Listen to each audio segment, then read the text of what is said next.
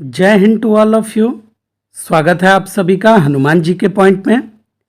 साथियों, हम लोग अपने जीडी के एग्ज़ाम के लिए जो प्रश्नों की श्रृंखला चला रहे हैं, आज उसमें हम लोग महत्वपूर्ण प्रश्नों को सॉल्व करेंगे।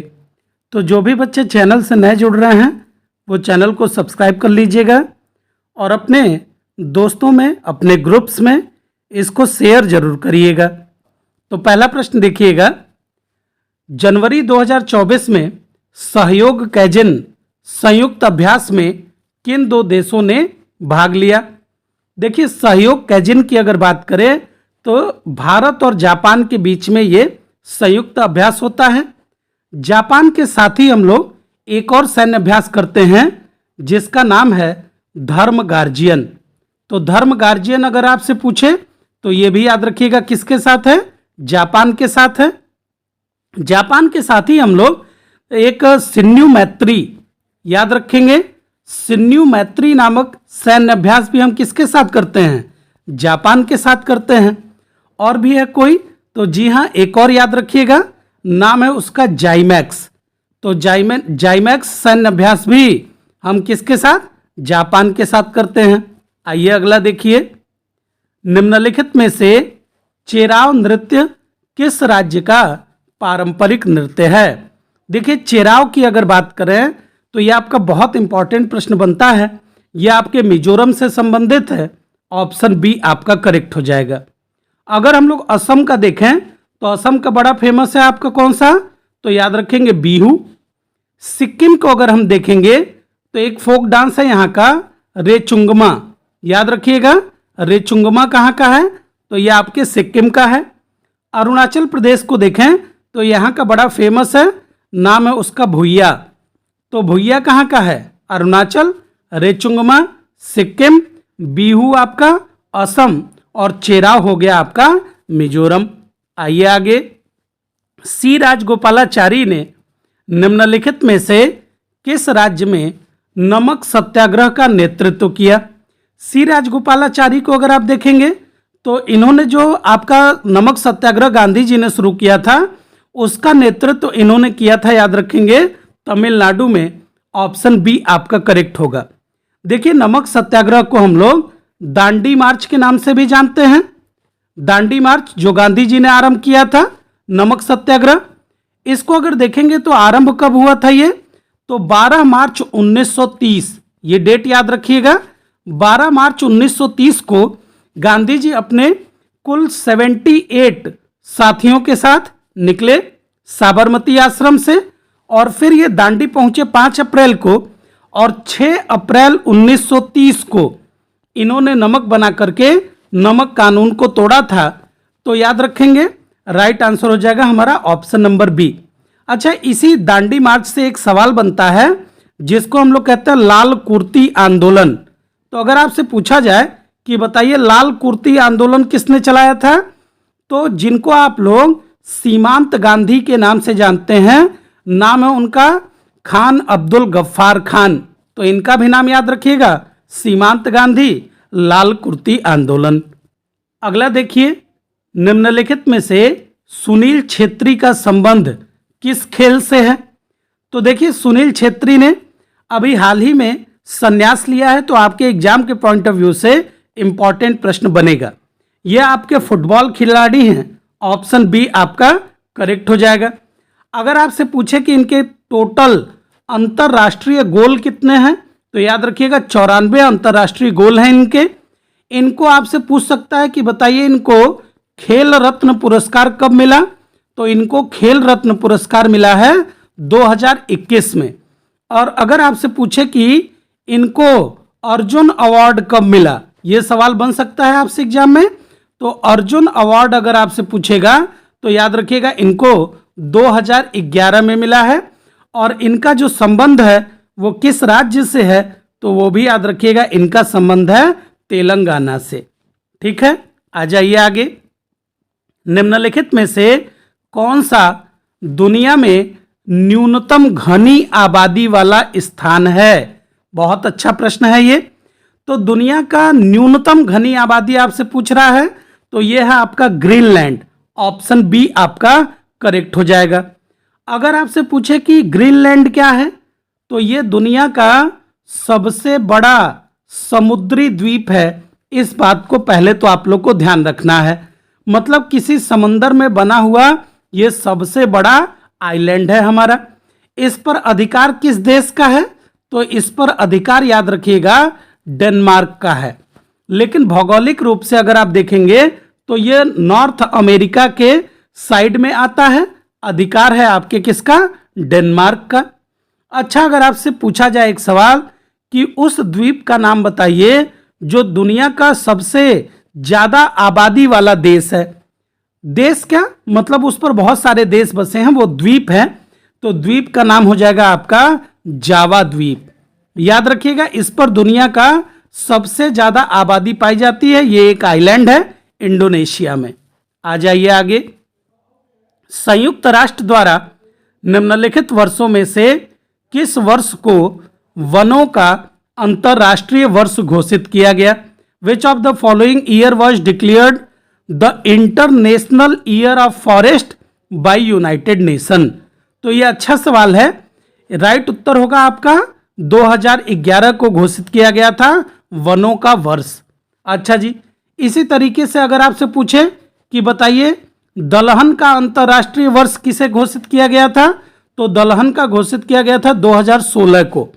अच्छा, 2024 को याद रखिएगा, जो साल 2024 है इसको अंतरराष्ट्रीय ऊंट वर्ष घोषित किया गया है।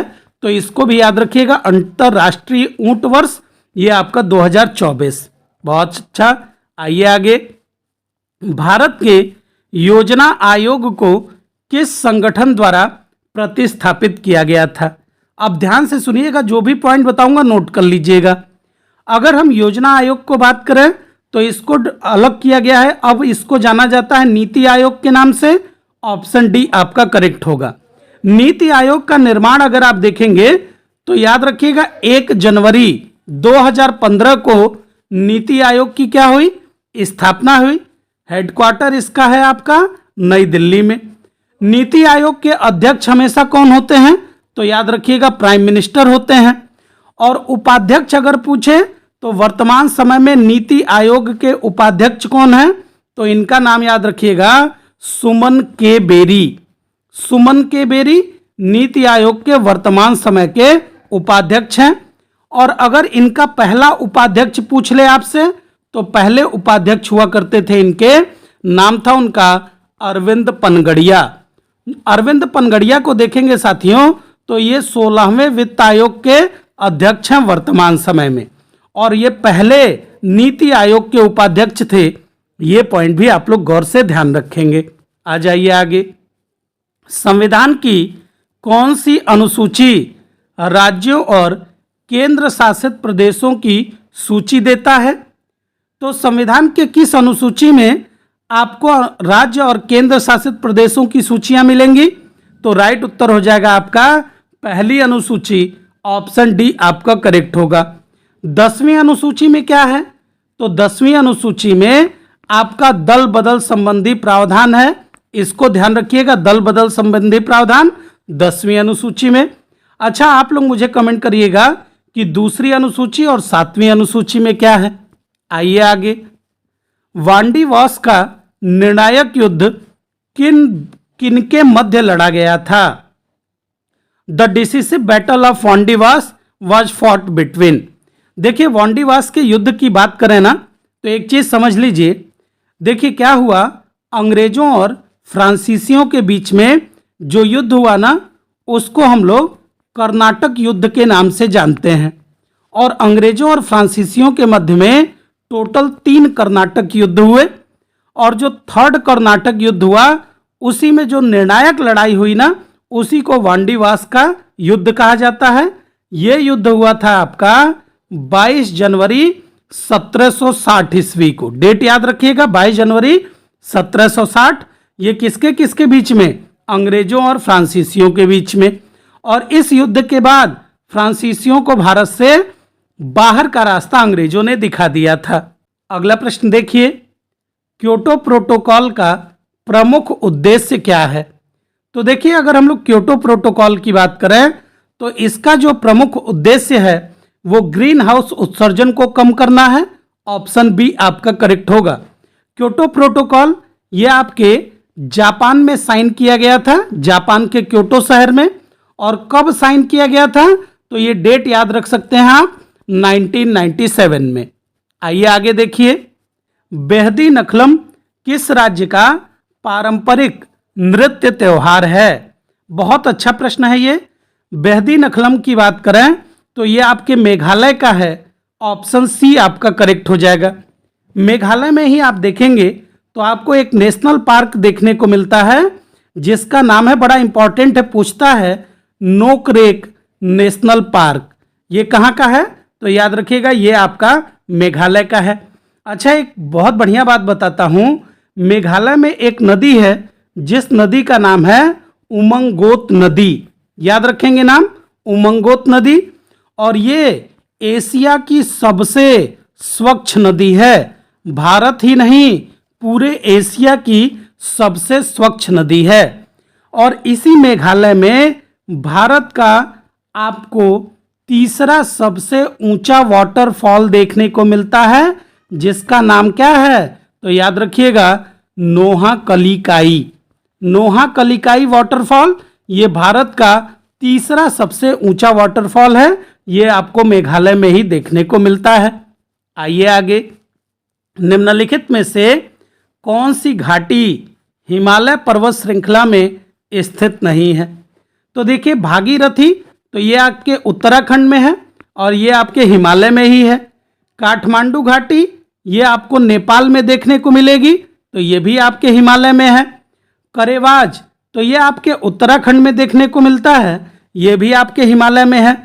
अराकू घाटी ये आपका हिमालय में नहीं है, अराकू घाटी आपको देखने को मिलता है, ध्यान रखिएगा कहाँ पर? तो ये आपको आंध्र प्रदेश में देखने को मिलेगा। इसी तरीके से आपसे एग्जाम में सवाल बना सकता है कि बताइए जरा, बराक घाटी कहाँ पर है? तो बराक घाटी आपको कहाँ मिलेगा? ये याद रखिएगा, असम में देखने को मिलेगा। एक सवाल बनता है आपसे कि बताइए बंगस घाटी कहाँ पर है?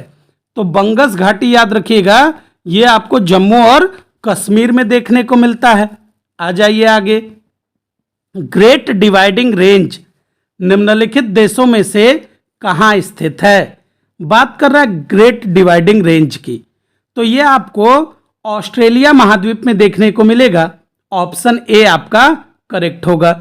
ग्रेट डिवाइडिंग रेंज को अगर आप देखेंगे ना, तो ये दुनिया की थर्ड, याद रखेंगे, तीसरी सबसे लंबी पर्वत श्रृंखला है। दुनिया की तीसरी सबसे लंबी पर्वत श्रृंखला आपको कौन सी देखने को मिलेगी? तो याद रखिएगा, ग्रेट डिवाइडिंग रेंज। पहले नंबर पे कौन है?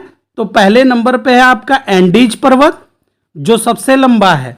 दूसरे नंबर पर आता है आपका रॉकीज माउंटेन और तीसरे नंबर पर आता है आपका ग्रेट डिवाइडिंग रेंज। याद रखिएगा, ऑस्ट्रेलिया महाद्वीप में अगर आप देखेंगे तो इसकी सबसे बड़ी झील आपको देखने को मिलती है जिसका नाम है लेक आयर।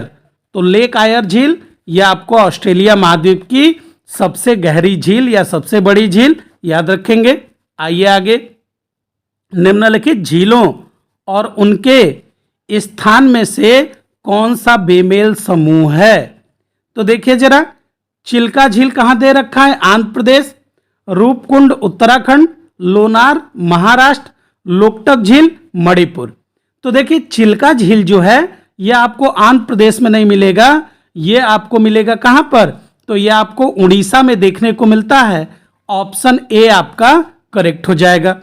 देखिए, जो लोनार झील है ना, याद रखिएगा, लोनार झील एक क्रेटर झील का उदाहरण है। और क्रेटर झील क्या होती है? तो जिसका निर्माण ज्वालामुखी क्रिया के द्वारा होता है उसको हम लोग क्रेटर झील कहते हैं, याद रखिएगा इसको।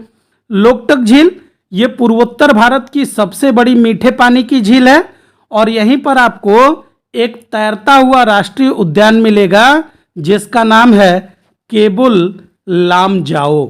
तो केबुल लामजाओ भारत का एकमात्र तैरता हुआ राष्ट्रीय उद्यान, यह आपको इसी लोकटक झील में मिलता है।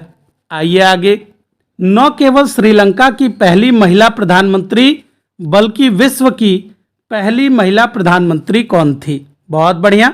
तो राइट उत्तर होगा आपका सिरिमावो भंडार नायके। ये दुनिया की पहली महिला प्रधानमंत्री हैं।